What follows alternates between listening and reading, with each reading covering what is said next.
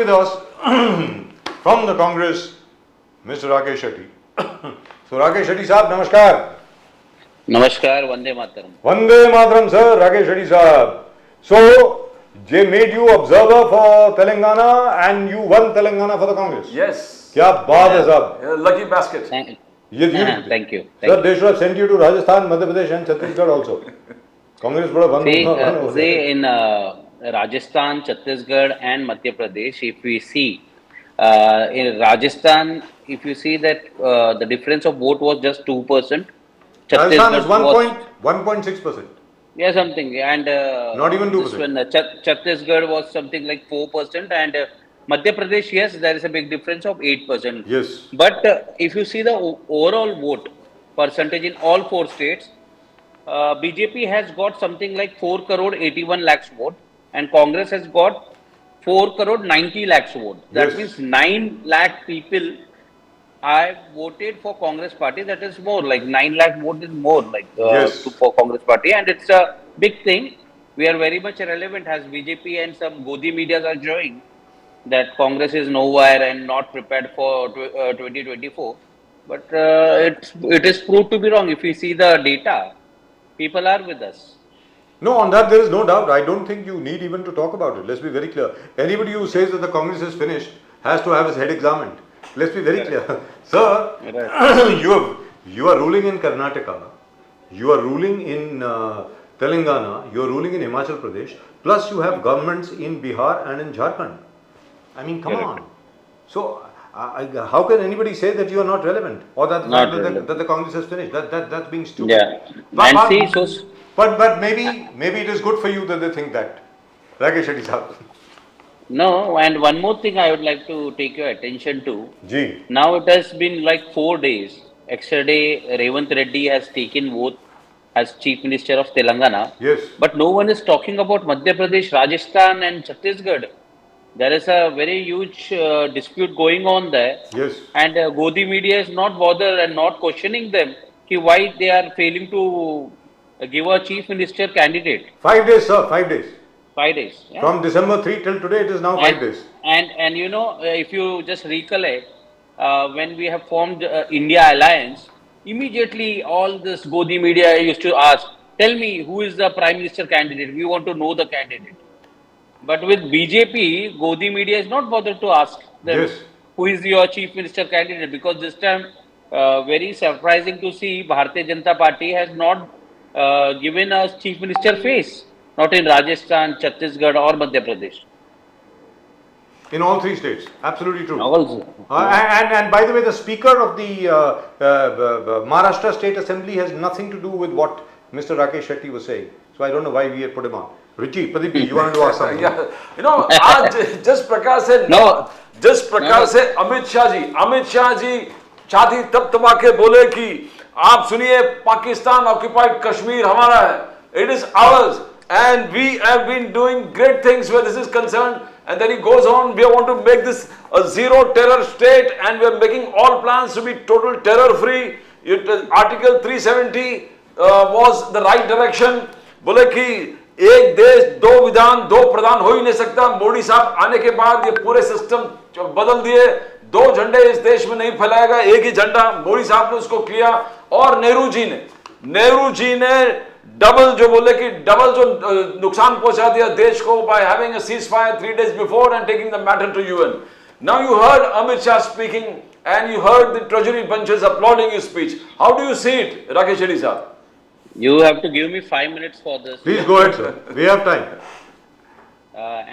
See, जब देश आजाद हुआ 1947 में, and जब आपने देखा कि भारत के 2 देश बना, भारत एंड पाकिस्तान, और इसके साथ 567 प्रिंसली स्टेट्स थे. पंडित जवाहरलाल नेहरू और सरदार वल्लभ भाई पटेल, वीके मेनन, इनके सामने इतनी बड़ी चुनौती थी कि ये प्रिंसली स्टेट्स को वो भारत के अंदर शामिल करना, और इन्होंने किया. क्योंकि आउट ऑफ 577 स्टेट्स, सिर्फ 13 states princely states went to Pakistan. Remaining सभी लोग इंडिया में शामिल हो गए. डिस्प्यूट थे 3 राज्य के, जूनागढ़, जम्मू एंड कश्मीर और Hyderabad. Junagadh was, if you see the population, वो हिंदू बहुल इलाका था और उनका जो राजा था ये मुस्लिम थे। जी। उन्होंने मोहम्मद अली जिन्ना के साथ ट्रीटी ऑफ एसेशन का कर दिया उन्होंने जी। उसके बाद इंडिया ने अपोज किया, कहा कि दुनिया में एक ही देश है जो पाकिस्तान, जो धर्म के आधार पे बना है, और जूनागढ़ के जो लोग हैं 95% लोग वहां पे हिंदूस है। इसलिए वीके मेनन साहब एंड सरदार वल्लभ भाई पटेल वहां पे जाते हैं, जनमत संग्रह करवाते हैं। उसके बाद वहां के 99% लोगों ने वोट किया कि हम भारत में शामिल होना चाहते हैं, और वो भारत में शामिल हो गए। जहां तक जम्मू एंड कश्मीर का है, वहां पे मामला उल्टा था। वहां पे मेजॉरिटी मुस्लिम्स थे और वहां के जो राजा थे वो हिंदू थे, राजा हरि सिंह जी। एंड उसके बाद राजा जो थे हमारे, वो इंडिया में शामिल नहीं होना चाहते थे। इसका कारण ये है क्योंकि नेहरू जी डेमोक्रेसी की बात करते थे, वो इलेक्शन की बात करते थे। तो राजा हरि सिंह जी को पता था कि मेरे यहाँ पे मुस्लिम बहुल इलाका है, अगर चुनाव होते तो मैं चुनाव हार जाऊंगा, इसलिए वो भारत में शामिल नहीं होना चाहते थे। पाकिस्तान में भी नहीं जाना चाहते थे क्योंकि वो जानते थे कि वो धर्म के आधार पे मुल्क बना है, तो मैं अगर उधर चला जाता हूं तो मेरा कोई वैल्यू नहीं रहेगा, कोई स्टेटस नहीं रहेगा। इसलिए उन्होंने चूज किया कि मैं इंडिपेंडेंट रहूंगा। मगर अमित शाह किधर फेल हो गए कल के भाषण में, क्योंकि अमित शाह को नॉलेज नहीं है, हिस्ट्री की किताब पढ़ते नहीं है, क्योंकि वो ये नहीं जानते थे कि इंडियन आर्मी का कमान उस वक्त सर रॉबर्ट लोखाड़ के पास थे। ब्रिटिश आर्मी काउंसिल के पास इंडियन आर्मी भी थी और पाकिस्तान आर्मी भी थी। जब कुछ कबालियों, करीबन 10,000 कबालियों ने श्रीनगर के ऊपर हमला किया, जम्मू कश्मीर के ऊपर हमला किया, तब राजा हरि सिंह ने पंडित जवाहरलाल नेहरू से मदद मांगा। पंडित नेहरू जी लॉर्ड माउंटबेटन के पास चले गए, उनको बोला कि हमें आर्मी भेजना चाहिए, पाकिस्तान इलीगली कश्मीर में कब्जा कर रही है। लॉर्ड माउंटबेटन ने कहा नहीं, आप आर्मी नहीं भेज सकते, क्योंकि आपको जो आर्मी दिया गया है वो डिफेंस के लिए, और फिलहाल आपके ऊपर अटैक नहीं किया जा रहा है, और जब तक जम्मू एंड कश्मीर आपके साथ ट्रीटी ऑफ एसेशन करती नहीं है तब तक आप मदद नहीं भेजोगे। उसके बाद वल्लभ भाई पटेल और नेहरू जी ने वीके मेनन साहब को भेजते हैं, हरि सिंह के साथ एग्रीमेंट साइन होता है। उसके बाद लॉर्ड माउंटबेटन यहाँ से आर्मी, इंडियन आर्मी को भेजते श्रीनगर। उसके बाद कबालियों को हम कदेड़ने में मजबूती से कदेड़ देते हैं और एक जगह आ जाता है, वहां पे रेजिस्टेंस रहते हैं। उस वक्त मोहम्मद अली जिन्ना पाकिस्तान आर्मी को भेजना चाहते थे कबालियों की मदद को, टू काउंटर इंडियन आर्मी, मगर वहां के जो जनरल थे, इसने बहुत फ्रैंक मैसेरी, वो भी ब्रिटिश ऑफिसर थे। इंडिया में जो जनरल सर रॉबर्ट लोखाड़ थे, उनके जूनियर थे जो पाकिस्तान आर्मी को लीड कर रहे थे, और रोज ये लोग बात करते थे। So it was Indian army versus Pakistan army, but दोनों के हेड ब्रिटिश ऑफिसर से, बिकॉज अपने और पाकिस्तान दोनों के आर्मी को ब्रिटिश आर्मी काउंसिल गवर्न कर रही थी। सर, हमें इंडियन आर्मी और पाकिस्तान आर्मी इंडिपेंडेंट नहीं हुआ था, देश आजाद हुआ था, बट आर्मी उन्हीं के कंट्रोल में था सर। उसके बाद मोहम्मद अली जिन्ना चाहते थे कि पाकिस्तान आर्मी लड़ाई में शामिल हो, मगर उनको मना किया जाता है। 1.5 साल तक एक जगह पे रेजिस्टेंस हो जाता है, इंडियन आर्मी आगे नहीं बढ़ पा रही थी, वो भी पीछे नहीं जा रहे थे। वही जो जगह है उसको अब हम लोग आज एलओसी कहते। तो अमित शाह जी ये कहते हैं कि आप लोग आगे क्यों नहीं बढ़ पाए, आप क्यों यूएन में चले गए। नेहरू जी, लॉर्ड माउंटबेटन देश में मौजूद थे, वो गवर्न कर रहे थे, और उनके सलाह के कारण नेहरू जी को ये मामला यूएन पे लेके जाना पड़ा। यूएन ने ये कहा कि दोनों कबालियों को वापस लेना चाहिए, पाकिस्तानियों को, और इंडियन आर्मी को भी वापस जाना चाहिए, और वहां पे जनमत संग्रह करना चाहिए। नेहरू जी ने डिनाई कर दिया। करेक्शन। The मैं first इसको correction, the first UN resolution says very clearly, both the Indian Army and the Pakistani Army will withdraw to the pre-1948 line of control, but India is allowed to keep a defense contingent over there for its own security. That's what they said. That situation has to come. Number two, all the territories captured by the Pakistanis in the interim will have to be returned. It's only then that a plebiscite can take place, not before. Correct. So, नहीं तो इसमें नेहरू जी का ये stand था, बहुत clear था कि because treaty of accession हमारा ऑलरेडी साइंड है, तो यहाँ पे जनमत संग्रह करने की कोई जरूरत नहीं, और उन्होंने मना कर दिया। और यहाँ पे मोहम्मद अली जिन्ना का ये स्टैंड था जो क्लियरली दिखाता है, उनका ये कहना था क्योंकि वहां पे शेख अब्दुल्ला को अपने प्रेसिडेंट अपॉइंटेड था, प्राइम मिनिस्टर, उन्होंने कहा क्योंकि शेख अब्दुल्ला के होते हुए जनमत संग्रह नहीं कर सकते करके ये डिस्प्यूटेड था।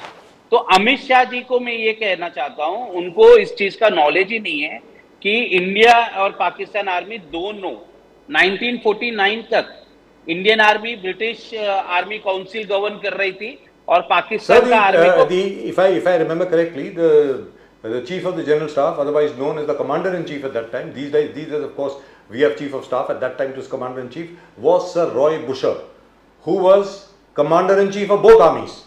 Sir Roy Correct. Bushar. Ji. Correct. So absolutely true.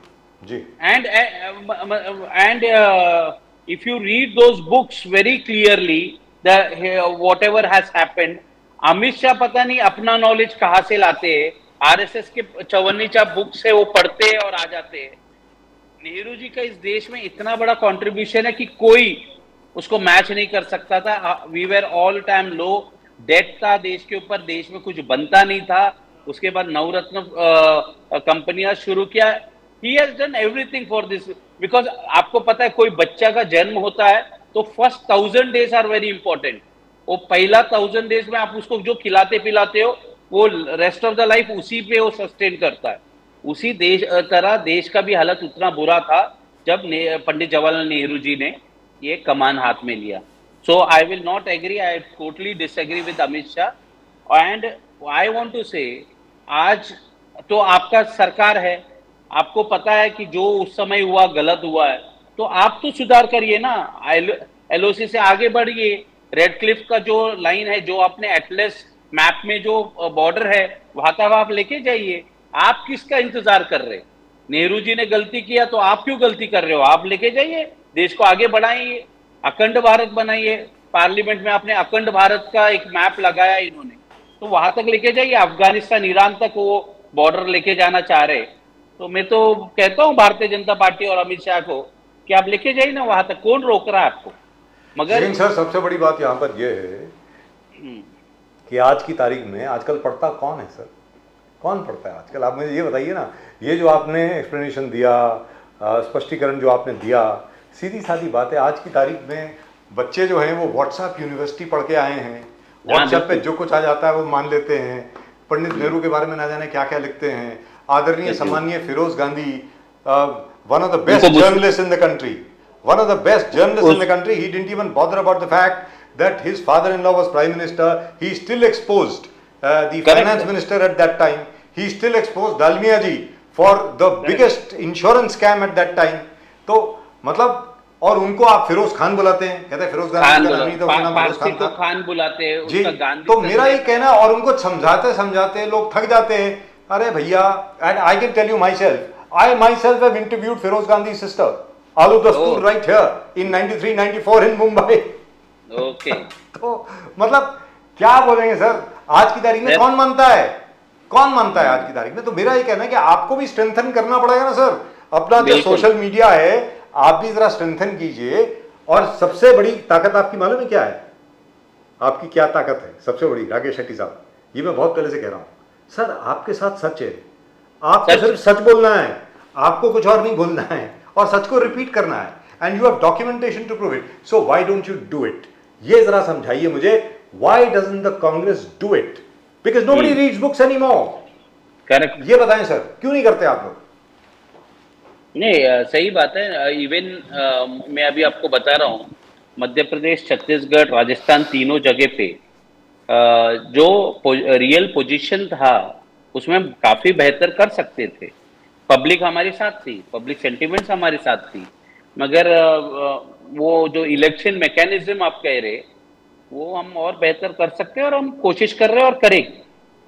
और अभी भी आप देखिए कि हम लोग का जो गांधी परिवार हो, कांग्रेस पार्टी है, आप ओवरऑल देखिए कि हम लोग के पास जो आपने कहा वही है, सच्चाई है, और हम उसी को डिफेंड कर रहे हैं। और भारतीय जनता पार्टी है वो बढ़ चढ़ के झूठ फैला रही, क्योंकि उनको कोई आधार नहीं है ना सर। जब आपको झूठ बोलना ही है तो आप कुछ भी बोल सकते, मगर हम लोग, मैंने जो एक्सप्रेशन दिया, जहां पे मैं इनकरेक्ट, तो आपने रोक दिया, आपने कहा यहाँ पे करेक्शन है, वहां पे सुधार किया जाएगा। मगर ये सच्चाई है सर कि 1949 तक जब ब्रिटिश आर्मी काउंसिल था दोनों जगह पे, तो ये इंडिया वर्सेस पाकिस्तान का युद्ध कैसे हो सकता था? नेहरू कैसे डिसीजन ले सकते थे? लॉर्ड माउंटबेटन यहाँ पे थे। but at that time, if you read V.P. Menon's book, Integration of States, V.P. Menon साहब, who later on became secretary to Sardar Vallabhbhai Patel. Vallabhbhai Patel. Prior to that, he was secretary to Lord Mountbatten. Mountbatten, right? Yes, I know. he has stated very clearly, Sardar Patel insisted to Maharaja Hari Singh, document of accession पे sign कीजिए, मैं आज फौज भेजता हूं। अगर accession पे sign नहीं करोगे, what is the legal basis of sending the army? How can I send? Correct, सीधी सादी बात है। और यहां पर there were two heroes that we seem to have forgotten, two heroes, एक major Somnath Sharma who saved Srinagar for us, who later on got the Paramveer Chakra, and then there was Brigadier Usman. Brigadier Usman, he was the man who recaptured all the territories that were earlier lost by him when the Kabylis attacked. And by the way, this I must say this for the information of our viewers. Brigadier Usman की जो अभी cover जो है ना, वो अभी दिल्ली में है साहब। प्रदीप जी, ये सुनने वाली बात है। जब उनकी लाश वापस आई, इंडिया गेट पे उनका नाम भी लिखा जी, जब उनकी लाश यहां पर आई, the entire cabinet including the prime minister walked in his funeral procession. Correct, so great. तो सर ये सब तो आपको बताना है ना? बिल्कुल, ये सब तो आप बताएंगे ना, कांग्रेस बताएगी ना। आप 5 मिनट दे रहे हो इसलिए तो बता पा रहे। सर आप 1 घंटा लीजिए। We are not here to interrupt you. Sir, we are not here to shout you down. No, but if you see national channel and their anchors, वो तो बड़े लोग हैं sir. the moment we talk about Nehru ji and something positive, Modi ji ने आज बड़ा खबर लाया है, immediately they'll jump and they'll switch the news to somewhere else. तो ये होता है सर, पर ज्यादा दिन बचा नहीं है। शेरी साहब, मगर कांग्रेस इटसेल्फ, आप ही के कांग्रेस लीडर्स आपके सबसे बड़ा दुश्मन बनते जा रहा है। You know, Pranab Mukherjee's daughter, when she's coming out with a book, she says, नहीं चालू है, राजू बजाज जी उस बुक में ये लिखा है शेरी साहब, she's accusing Let him finish the phone call. Ji, Shetty साहब is getting a call, must be from Rahul Gandhi. Ji,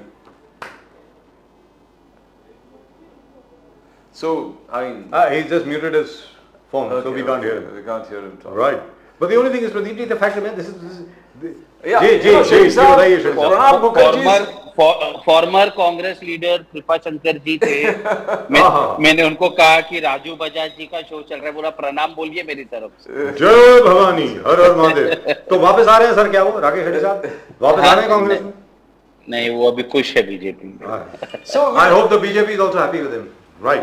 So ji, Pranab Pradeep ji. Mukherjee's daughter in a book says her father was denied the prime ministership. She says Sonia Gandhi, her father told her that Sonia Gandhi will never make me the prime minister.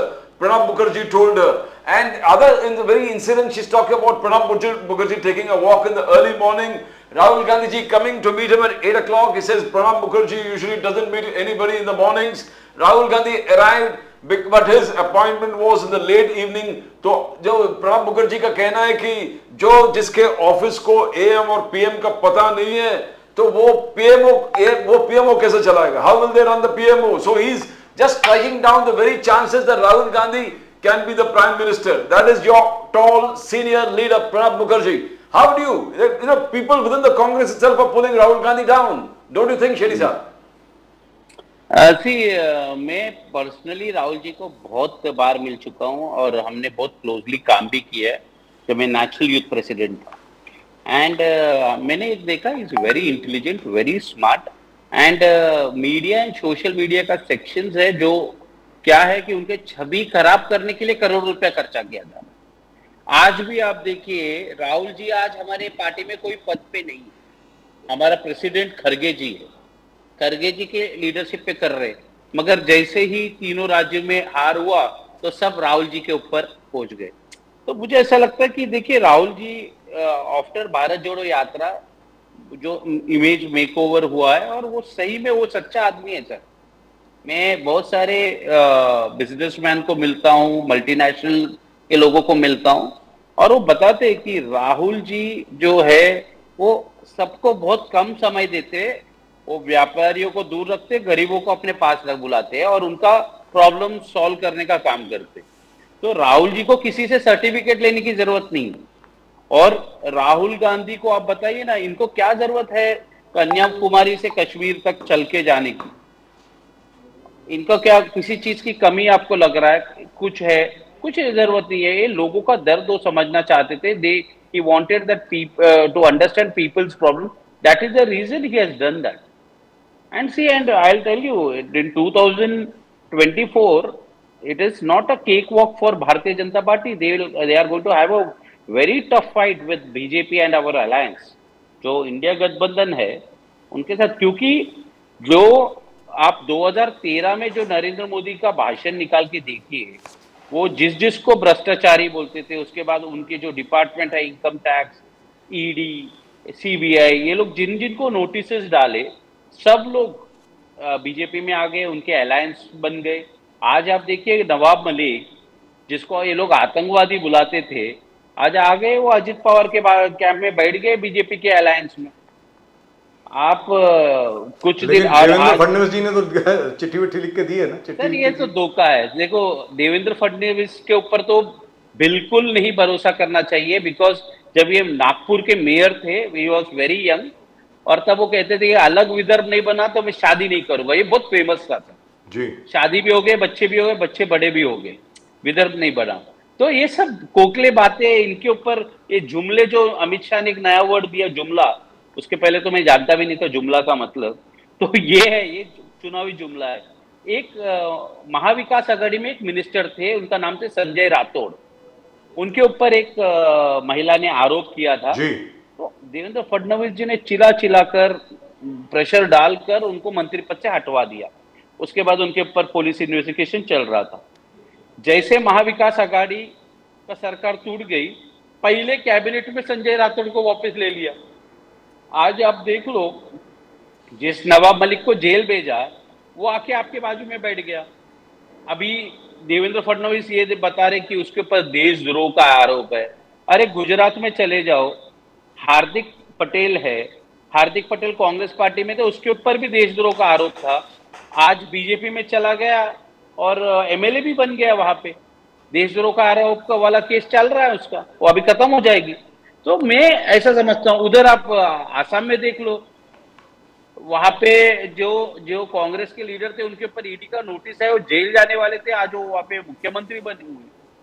तो मुझे ऐसा लगता है कि BJP का जो ये policy है ना, वॉशिंग मशीन वाला, ये बहुत फेमस हो चुका है। बच्चे बच्चे को पता है कि जब अपोजिशन में है तो वो लोग भ्रष्ट, आतंकवादी, सब लोग भ्रष्टाचारी है। But Rakesh sir, do you really think that Mr.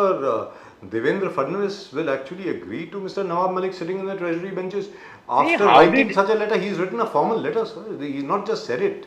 He's written a letter. Tell me one thing कि देवेंद्र फडणवीस ने अजित पवार को कैसे एक्सेप्ट किया? खुद नरेंद्र मोदी ने कहा था ना कि 70,000 करोड़ का सिंचन घोटाला, 15 साल मंत्री उस इरिगेशन का उन्हीं के पास था, अजित पवार का। आज भी उनके पास है, जिसने 70,000 करोड़ का घोटाला, मतलब फाइनेंस भी उनके पास है।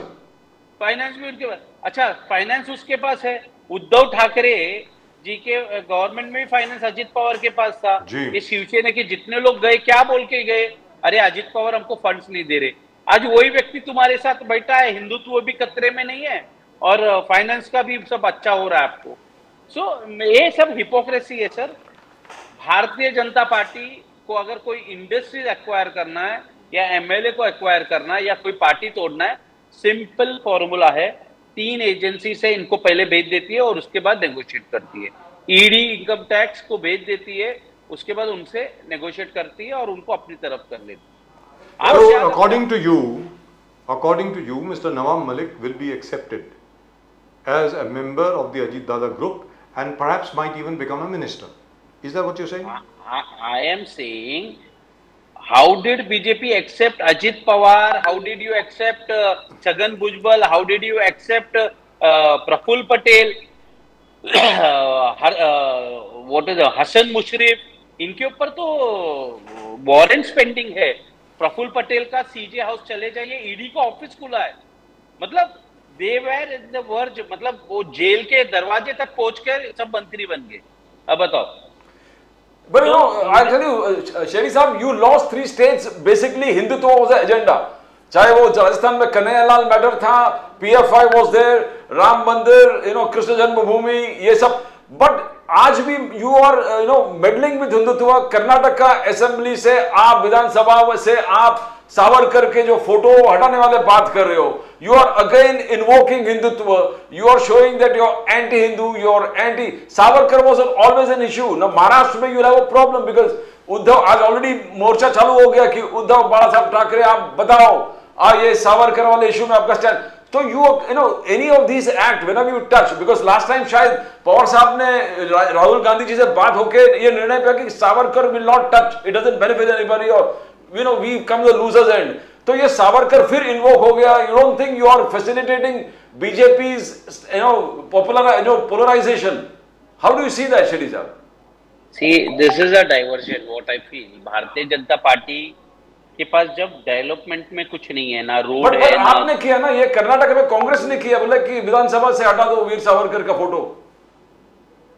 देखिए ये बात वही मैं आपको बता रहा हूँ। देखिए वीर सावरकर का लाइफ मैं आपके शो में पहले भी बोल चुका हूँ। अगर आप देखते हो ना तो 2 पहलू बहुत इंपॉर्टेंट है। फर्स्ट फेज उनका जो है, जहाँ पे नासिक के कलेक्टर को उनके ब्रदर ने गोली मार देती है, गन वो लेके आते हैं, उसके बाद उनको सजा हो जाती है काला पानी की, ये बहुत ही हीरोइक है। मगर उसका जो सेकेंड हाफ है, जब जैसे वो माफी मांग के आ जाते हैं, उस पे थोड़ा सा प्रॉब्लम आ जाता है, क्योंकि माफी मांगने के बाद वो आंदोलन नहीं करते, वो लिख के देते हैं कि मैं आज के बाद कभी भी कांग्रेस का साथ नहीं दूंगा, देश के फ्रीडम स्ट्रगल में नहीं जाऊंगा, और उसके बाद वो नहीं जाते। देखिए कलकत्ता के बहुत सारे लोगों को काला पानी की सजा हुई थी। वो लोग अंडमान निकोबार से वापस आने के बाद लिख के आए थे कि हम लोग ब्रिटिश एम्पायर को स्वीकार करते हैं और इसके बाद कभी आंदोलन नहीं करेंगे। इनको पता है, आप जानते हैं, करीबन 12 लोग ऐसे थे जिनको डबल काला पानी की सजा हुई। मतलब वो जाके आए, छोड़ दिए गए, फिर से उन्होंने आंदोलन किया, फिर से उनको काला पानी की सजा हुई। मगर वीर सावरकर जी के इसमें ऐसा नहीं देखते। First half yes he was heroic. हमने भी बचपन को सावरकर जी की कहानियां पढ़ी and it was Veer Savarkar. तो वो मुद्दे आप अगर देखते हो, हीरोइक भी है। सेकेंड हाफ में वो कुछ नहीं किए और खुद आरएसएस सावरकर के पूरा विचारधारा से दूर रखते थी। आज इनके पास कोई लीडर नहीं बचा है, इसलिए लोग सावरकर को लाई है। आरएसएस ने But the fact is, Rakesh Shetty Sahab, but the fact is, it is the Congress MLAs who have actually said that the photograph of Veer Savarkar must be removed from the Karnataka Assembly because what did Savarkar do for Karnataka? Why is his picture there? That's what they are saying. Correct. So is that necessary? All I am asking you is it necessary at the moment to alienate and antagonize your partner, the Uddhav Thackeray Sena? Why Not would you only want to do that, see, Savarkar is no more, and after he has gone, and after 30-40 years, we are discussing him. I think we should not do that. 56 years. He died 56 years ago. So I think, maybe you're talking about Congress MLA, but I don't agree with their position right now, because we should not do that, because I agree with वो परिस्थिति में उन्होंने hard work किया है, सब किया है। Today because सिर्फ नरेंद्र मोदी और बीजेपी उसको आइडियलाइज कर रहे हैं, इसलिए आप उसका विरोध करना, ये मुझे लगता है गलत बात है। I agree with you entirely. I agree. You know, and second thing, how are you going to, Shetty साहब आपके पास बड़ा चैलेंज है, इंडिया अलायंस को आप साथ में कैसे रखोगे? शरद पवार जी क्लियर कट कहा कि I knew what was going to happen in the results of the 5 states. Sharad Pawar साहब ने कहा I knew it. He says why don't you make Nitish Kumar the convener? Sharad Pawar साहब का कहना है. And you were slightly, election के वजह से you ignored the entire India alliance meeting. Nitish Kumar के लोग कहने लगे कि ये चाय पानी का सेशन होने लगा. Mamata Banerjee was slightly offended. Akhilesh Yadav. So how are you going? You got less time. You got less time. How are you going to keep India alliance together? Seat sharing, strategy, common agenda, common minimum program. कैसे होगा? शेट्टी साहब, you are positive on that.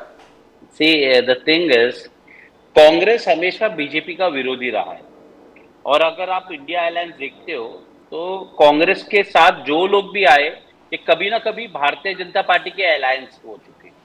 जैसे और अभी आप देखिए कि जैसे जैसा 2024 का चुनाव आएंगे तो अभी जो लोग भारतीय जनता पार्टी के साथ है वो भी तोड़ तोड़ के हमारे पास आएंगे, क्योंकि भारतीय जनता पार्टी का एक पॉलिसी रहा है अपोजिशन से बाद में लड़ेंगे, मगर अब जो हमारे साथ है उनकी पार्टियों को तोड़ेंगे. फॉर एग्जाम्पल अकाली दल को देखिए, उन्होंने कमजोर कर दिया. बिहार में नीतीश कुमार का तोड़ने का कोशिश किया. रामविलास पासवान में उनके भाई और उनके लड़के के बीच में लड़ाई लगा दी. शिवसेना को तोड़ दिया. अभी एनसीपी शरद पवार जी को आइडियलाइज करते थे, मोदी जी कहते थे यार ही माय मेंटोर एंड ऑल, उसकी पार्टी को तोड़ दिया. और वो हमारे उत्तर प्रदेश में एक अपना दल करके उधर 2 फैक्शन बना लिया.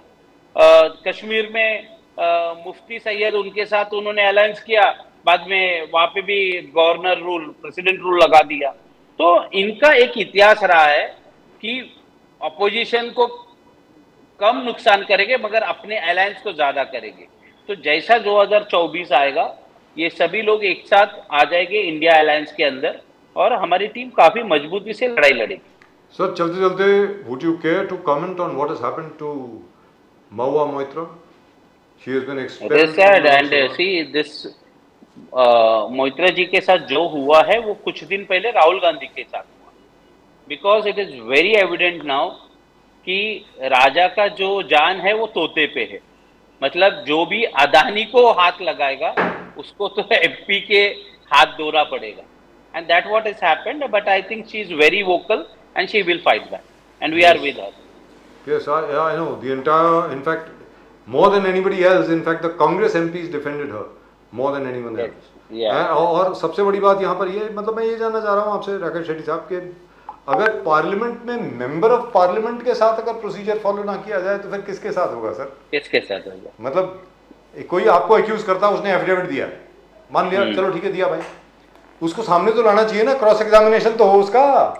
अब दर्शन हीरानंदानी है, हमारे मित्र हैं बड़े, निरंजन हीरानंदानी साहब हमारे बड़े अच्छे मित्र हैं, उनके साहबजादे ने महुआ मित्रा के खिलाफ एफिडेविट दिया है. अब दर्शन हीरानंदानी का क्रॉस एग्जामिनेशन होना चाहिए था. बिल्कुल. वो दुबई में है, वो तो आएगी नहीं जी, वो नहीं आए, वो सिर्फ हमारी एम्बेसी में गए और जब वहां जाके उन्होंने एफिडेविट दे दिया. अब जस्ट ऑन दैट बेसिस तो एफिडेविट तो आप भी दे सकते हैं, मैं भी दे सकता हूँ किसी के खिलाफ, उसमें क्या है? और राजीव जी आपको बोल दूं कि हीरानंदानी बड़ा ग्रुप है, बट उनके ऊपर भी ईडी और जी है ना, यहाँ पे ईओडब्ल्यू के केसेस चालू है. और तो खुद वो बोल रहे हैं, सर क्या बोल रहे हैं वो, ये देखिए ना, सुनने वाली बात है, वो खुद बोल रहे हैं कि उन्होंने ये सब अडानी ग्रुप के खिलाफ उन्होंने काम किया, महुआ मित्रा को यूज किया अडानी ग्रुप के खिलाफ ना. करेक्ट. तो मतलब the wrongdoing lies there. Correct. If Mahua Moitra is guilty, so is Mr. Darshan Hiranandani. बिल्कुल बिल्कुल. तो ये कुछ जरा सर जरा अनफेयर सा लगा, very frankly speaking. नहीं, thank you very much. In any event, thank you very much, sir. Rakesh Shetty Saab, so nice of you for joining Thank you. us, and congratulations for your government in Telangana. Hopefully, Thank you. you will do much better in the Lok Sabha elections to come, and I hope the Congress, as we discussed over here, will also start spreading and distributing and repeating the truth Correct. all over the country about Pandit Nehru and Mrs. Gandhi. I hope that happens. Right. Please. Yeah, definitely we will do it. Thank you very much, Rakesh Shetty Saab. Namaskar. Thank you. Namaskar. Vande Mataram. जय हिंद. जय हिंद, जय हिंद.